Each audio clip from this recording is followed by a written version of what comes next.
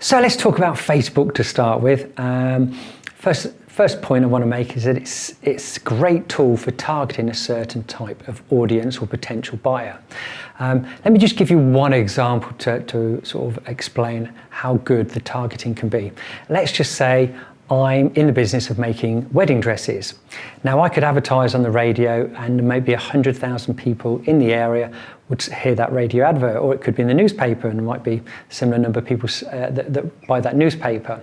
However, the question is how many people are getting married in my town in this particular month? So if I was selling wedding dresses, I would do an advert on Facebook and I would target females that have changed their relationship status from single to engaged, and let's just say in the last week there might have been 6 people locally that have done that, or 20 in the last month.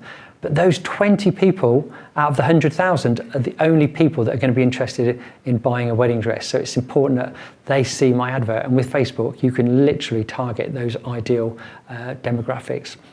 So it's the same with properties. Now obviously part of your marketing campaign is to sell properties. Depends on the property. So for example, if it was an equestrian property, one thing you could do, and I know someone who's done this, is go onto Facebook and look for equestrian Facebook groups. So you might type in equestrian clubs or horse clubs and put the town that you're in, and then click on groups, and then it will list all the groups in your area.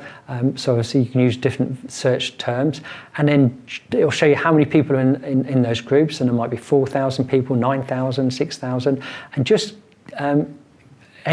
join those groups. So join, just click, and when you've been accepted, then you can post in those groups.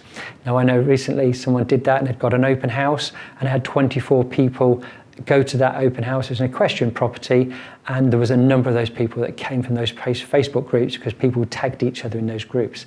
Now it could be a property that's got lots of land or stables, or it could be near water, it could be near a canal. So target the ideal people. Now it could be a certain area. So when you've got a property, you want to target people who live within a 10-mile radius.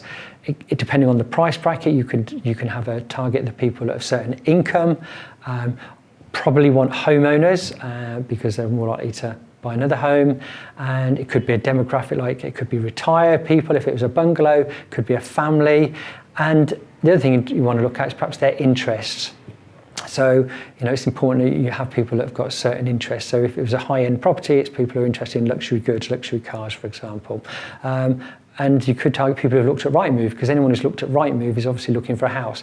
But that's not necessarily important, because it may well be someone who's not actually looking to buy at the moment and see your advert. So create an audience and use Facebook to promote that property to the ideal buyer. And the way to find the ideal buyer is look at the current owner and work out what were they like when they bought it. Was it 5 years ago? Did they have kids? Had they retired? Were they younger, older? And what were their interests? If it's a big garden, it might be gardening.